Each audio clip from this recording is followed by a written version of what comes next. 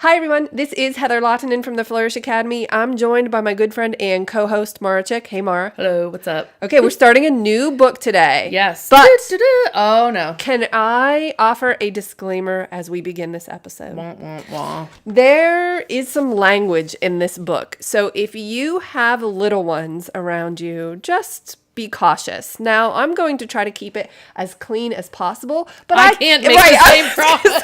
I can't say the same for my friend Mara.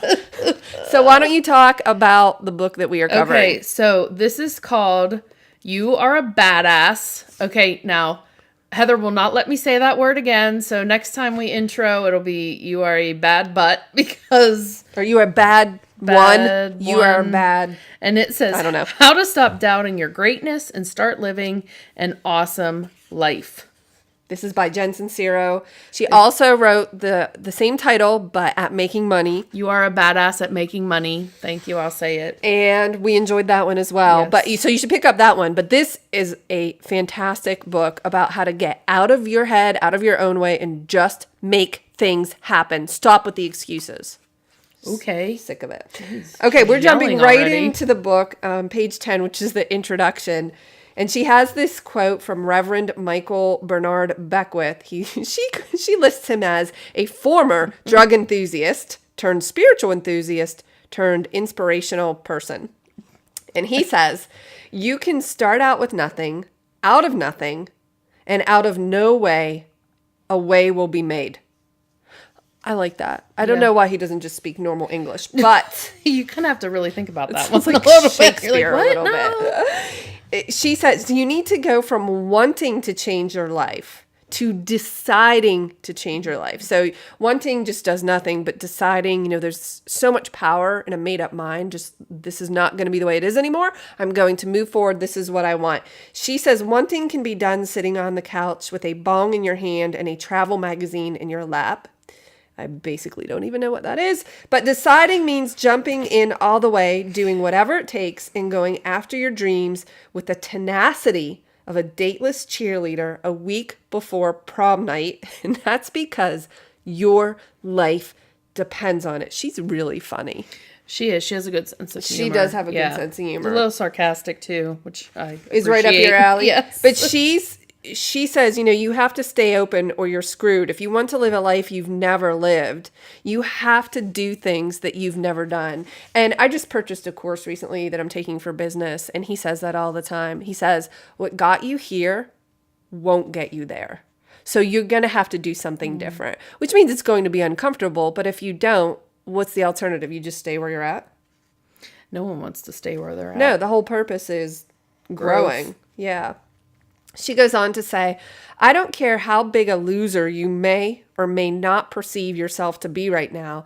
The fact that you're literate, have the luxury of time to read this book, and the money to buy it puts you way ahead of the game. That's so true. If you're listening to this on your smartphone, that means you have a smartphone.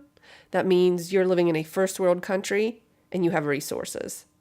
Yes. So don't make an excuse that you don't. No excuses. Right. Excuses are lies, as Heather and Jocko say. She says, the first thing I'm going to ask you to do is to believe that we live in a world of limitless possibilities. I don't care if you have a lifetime of proof that you can't stop shoving food in your face, or that people are intrinsically evil, or that you couldn't keep a man if you were handcuffed to his ankles. Believe that anything is possible and see what happens. What do you have to lose? If you try getting through this book and decide it's a bunch of crap, you can go back to your sucky life. But maybe if you put your disbelief aside, roll up your sleeves, take some risks, and totally go for it, you'll wake up one day and realize you are living the kind of life you used to be jealous of. Ooh, what do you think about that? How do you feel about shedding limiting beliefs and moving forward in your life or business? Sometimes the thing about limiting beliefs is you have to acknowledge it before you can really start to work on it. And I think that's one of the things we have the hardest time with, is actually putting it out there and being like, okay, this is a limiting belief. I mean, we've talked about this before. I have some limiting beliefs around money and longevity. But I've acknowledged that they exist, and I put it out into the universe, and I will actively work to change my mind on those things. Like, why can't there be enough? There will always be enough. And I don't have to stress about it. There's abundance. Yeah. But how did you realize that you had those? Because once you acknowledge them, it's basically taken care of. But for a lot of people, self included, you don't know your own limiting belief. You don't until you hit a roadblock, right? When you're like, oh, wait, or you're not comfortable with something. You can tell, like, okay, I'm not comfortable. That person just paid me a lot of money. What? Someone's paying me. And it makes you feel physically like I get a reaction in my body, like tension in my neck and shoulders. And I'm like, ooh. And that's how I know, like, I have it physically manifests itself in my body. And I'm like, something's wrong there. And the hard work, then you go about the hard work of figuring out what it is. What it is. Yeah. So what I do is whenever I have those instincts or that reaction, I'm like, what was happening at that time? And then I go journal, Oh, that's really helpful. I think you're really wise. I don't do that enough. I do a little bit. I'm not as dedicated or committed as you are. It hasn't become a habit for me. Yeah. But I think that's totally true, that if you journal and you just start to write for like a stream of consciousness type writing, it comes out I'll ask myself out loud. I'll say, what is the problem here? What is the limiting belief? There's something that you believe about money or business or relationships that is holding you back. It's hard, that self-discovery. Yeah. Back to the book on page 22, she says, the subconscious mind believes everything because it has no filter. It doesn't know the difference between what's true and what's not true. If our parents tell us that nobody in our family knows how to make money, we believe them. If they show us that marriage means punching each other in the face, we believe them. We believe them when they I'm not going to read that next part because that's about Christmas, and I love Christmas and Santa. So I'm not going to read that because I believe in Santa. Okay. But she says, our subconscious mind contains the blueprint for our lives. It's running the show based on the unfiltered information it gathered when we were kids, otherwise known as our beliefs. Do you have something from your childhood that you can point to that created a limiting belief for you? Oh, yeah, my parents' divorce. I've traced that back a lot. And it's, you think that like self-sacrificing yourself or giving everything of yourself is what you need to do in order to be loved and accepted. And that came from my parents' divorce, thinking that I wasn't good enough for my parents to stay together. Like I needed to be the perfect daughter and I had to give so that they saw how much I loved them and wanted them to be together, and it still wasn't enough. And yeah, that's a lot of like deep self-reflection there. As I work on my self-love life coaching certification, that's what kind of came out. And that's hard work to go back that far and think, wow, that from a divorce. Right. I bet a lot comes from that. So don't you traumatizing. think? Yes. Yeah, there's a lot that came out of that divorce in my mind, that I made this whole thing up. And it was just, a fear thing. That's what happens. It's a fear and it manifests itself in a different way. So a lot of those things from my parents' divorce really impacted me even to this day. Wow. Things you think you're okay with, but you're not. You're not. Like, and your family broke up and you feel like, wow, why wasn't this good enough for them? Did you blame yourself? I blamed my mom. But that's because my mom never spoke ill of my dad in front of us. Not knowing until I was an adult that it was my dad that was the problem. You didn't know. And that kudos to my mom for being the bigger person. But and I probably blamed myself a lot, and then my mom forced us to go into therapy and So, how old were you when this happened? 10. I mean, they separated when we were 10 and then divorced by the time we were 13. So it was a lot of emotion because I was kind of close with my dad at that time. And so to be taken away from him, and it was hard. We stayed in a hotel for a couple weeks and then moved in with my aunt. Like it was rough. So anyway, blah, blah, blah. Yeah. But you acknowledge it, know it, and then you can work on it. I can work on it. Right. So now I know that it wasn't me. It wasn't my fault. There was no one to blame. It's just, things happen and people Right. move down different paths. Right. So Right. you can get to the end of it. It takes some work. It takes some work and it's hard, right? It's hard. Nothing's easy. No, I learned recently one of my limiting beliefs around money. I actually asked my mom, I said, when I was young, what would I have heard you say about money? And you should have seen the look on her face. She sat back in her chair and she said, it was awful. We never had money. There was a complete scarcity complex. There was never enough. There was never going to be enough. She said she was robbing Peter to pay Paul, and she was just like putting off any bills that she could, and it was always like that. And she really, really struggled until I was probably in high school and things turned around. So I grew up thinking that money was very hard to come by. You had to work hard in order to get it, and there would never be enough. So even though logically I know better now, I have to examine those beliefs if I want to continue to grow my financial resources, because there's an abundance of money. It's there. It's just they struggled. It's different. So it's good to recognize. Yes. Okay, back to the book on page 25. She says, no matter what you say you want, if you've got an underlying subconscious belief that it's going to cause you pain or isn't available to you, you either A, won't let yourself have it, or B, you will let yourself have it, but you'll be all messed up about it. And then you'll go off and lose anyway. So she has some scenarios here. These are really funny. She has conscious mind, subconscious mind, and then the result. So for instance, she says in the conscious mind, someone might say, I long to find and marry my soulmate. But the subconscious mind is saying intimacy leads to pain and suffering. So the finger is ringless. The conscious mind might say, I want to lose 25 pounds. But the subconscious mind says, people aren't safe. I must build a shield to protect myself. And the result is a body with a fortress of flab. And then I'm going to skip that one because that is about, I'll classify that one as being about the marriage bed, which I'm a big believer in, but we're not going to talk about that. The conscious mind might say, I want to travel the world. But the subconscious mind might think that fun is irresponsible or I won't be loved.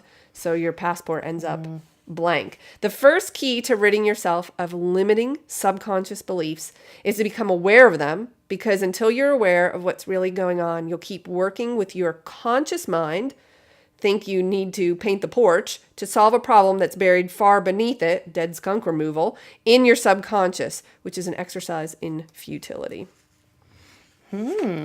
Pretty good. That wraps up chapter 1. And now we are headed into chapter 3. Not much for us to touch on in chapter 2, except the one thing she says is, the force is with you. She's just funny. I like is. that. Yeah, lighten up. Okay, in chapter 3, the title is Present as a Pigeon. She's really funny. She says, let me scratch that. The ancient Chinese philosopher, can you pronounce his name for me? Lao Tzu. Thank you. He says, if you are depressed, you are living in the past. If you are anxious, you are living in the future. If you are at peace, you are living in the present. That reminds me of everything we learn in meditation. Yeah. They talk about just being present. Being present. In the moment. Hearing things. And when you start to meditate, you start to hear things that your conscious mind is like, oh, I didn't hear that. But when you close your eyes and start to meditate, you can start to hear further, and the wind whistling through the trees. It's true. It's so true. It's so true. So true. Have you been doing well with your meditation? Yeah. Oh, yeah. And I love it. I love to I do it too. At the night. I can't even talk. At night before bed. And sometimes I fall asleep while I'm meditating. Oh, that's nice. Which is nice. Yeah. But yeah, it's been really good. How about yours? I do mine in the morning before I exercise, and I've been using an app, 10% Happier. I love it. And they have different courses, and I'm in this course right now about performance, and I love it. Something has shifted with me. I feel it, and I love it. And I resisted it for so long because I thought it was kind of woo-woo. Yeah, you were. We're like, oh, you're woo-woo. Woo-woo. You're meditating? Oh. But I'm not an idiot. And every book we read, they talk about successful people meditate. And what they're good at is being present in the moment. Successful people are typically not depressed, so they're not worried about the past. They're also typically not anxious because they're not worried about the future. They're just thinking about right now, what's happening, and how can I make this moment awesome. And so they're very focused and I think peaceful. Yeah. You feel more. I would say, yeah. Yeah. Okay, back to the book. On page 36, she says, "It never ceases to amaze me the precious time we spend chasing the squirrels around our brains, playing out our dramas, worrying about unwanted facial hair, seeking adoration, justifying our actions, complaining about slow internet connections, dissecting the lives of idiots, when we are sitting in the middle of a full-blown miracle that is happening right here, right now. And the universe has surrounded us with the perfect teachers." I love this. I love this example she uses, because if you just pay attention, she says animals, for example. Animals are in the present all the time, and their secret power is to pull us in with them. My friend's dog is so happy to see her every single time she walks in the door. It's like she's about to free him from 40 years of imprisonment. Even if she's only been gone an hour, the dog is, "You're here. I'm here. I love you. I'm going to pee all over the floor about it."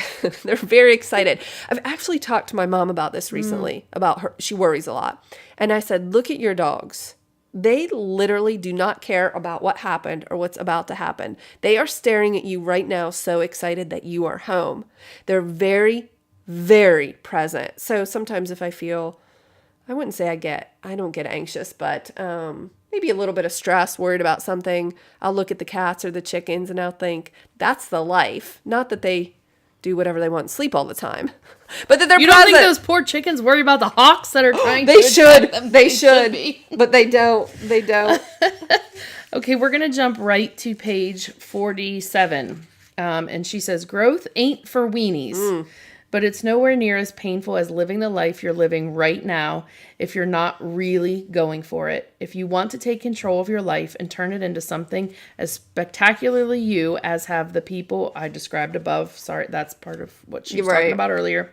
"Stop at nothing." Stop at nothing. I'm sorry I yelled there. But stop at nothing. Have faith. Trust that your new life is already here and is far better than the old.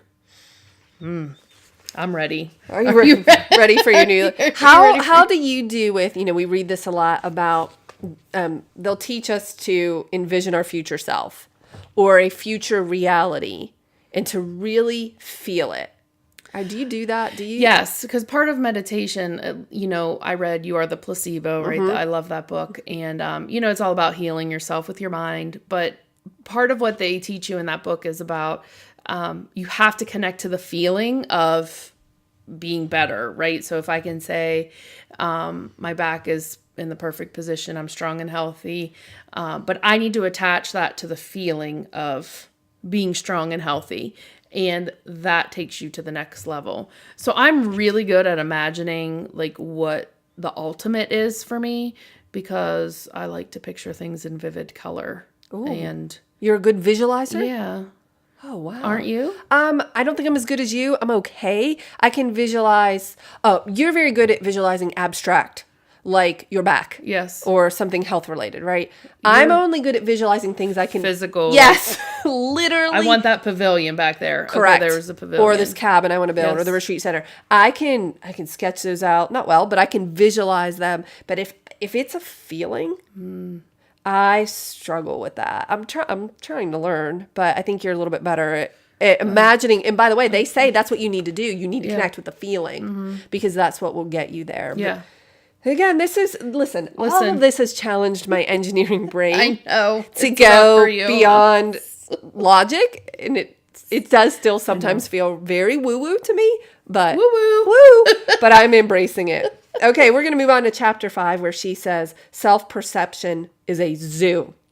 We spend our lives drifting between glimpses of our own infinite glory and the fear that not only are we totally incapable, unworthy, lazy, or horrible, but it's only a matter of time before someone blows the whistle on us. We torture ourselves incessantly, and for what purpose? If we can glimpse the glory, and I know you can, why do we waste our precious time giving any energy to the other options? Wouldn't life be so much more fun, productive, and sexy if we fully embraced our magical, delightful selves? Yes, the answer to that is yes. She goes on to say, "You are the only you there is and ever will be. Do not deny the world its one and only chance to bask in your brilliance." I love that. And I just love own that. it. Yeah. I love that. Bask in your brilliance. And she says, we are all perfect in our own magnificent, screwed up ways. Laugh at yourself. Love yourself and others. Rejoice in the cosmic ridiculousness. And then I wrote in the margin, lighten up. Like not Heather. Like we take things way too seriously. And and you should just be happy and relaxed and yeah. So I think next episode we'll get into part 2 of this book, which is how to embrace your inner bad butt, because Heather won't let me say the other words. I'm showing it to the video so you can see it on video. But I want you guys, as your actionable strategy this week, to really think about what sets you apart and what makes you unique from other people. As we start talking about what makes you a bad butt, but we need to come up with a better word because you won't let me say it. But but as we start to kind of embrace these things that she's going to talk about, we need to figure out what's unique about us. And there is something unique about every single person that exists on this planet. So what makes you you? And then own it. Yes. I think I was telling you this story recently. I met with a brand a brand ambassador. That's not the right word. She teaches branding. And I was all dressed up. And she said, hey there, fancy pants. And we joked about me being dressed up. And I said, yeah, sometimes I dial it back a little bit or I dial it down because I worry how it will be perceived. Mm-hmm. And she was just completely blown away by this. She said, are you kidding me? You need to dial it up. Amp it up a little because bit. If that's what makes you who you are, then dial it up so that people know that you are unique and it's part of who you are. You don't want to water yourself down. And that really resonated with me when she said that. It makes it disingenuous then, because you feel like you're not who you are. You aren't who you are. Right. And so I always want to be known as genuine, and what people see is what they really get from me. Someone shared that recently about my boudoir sessions. Like what you see in her live videos when I do live shoots, that's how she is in person. Like she's not faking it for you. Like it is so genuine. So don't do yourself a disservice by trying to be somebody you're not. Oh, well said. People can see through that really quickly. Yeah. So, all right, Heather, how can everyone support our podcast? Well, make sure you subscribe, like, and share with your friends. If you share with your friends on Instagram stories, we love that. Or on Instagram. That's so much fun when we see that. You love the videos. And leave us a review. That helps. And also, if you want to purchase this book or any of the books, we have our Amazon link below. It is an affiliate link. We make about 2 cents. It just helps. 2 cents. Like nothing. But it helps offset the cost of the podcast. I don't know. I have yet to get a check for this podcast. You're right. You're right. Ain't that the truth? All right, everyone. Thanks for tuning in. We'll catch you next time on the Flourish Academy podcast.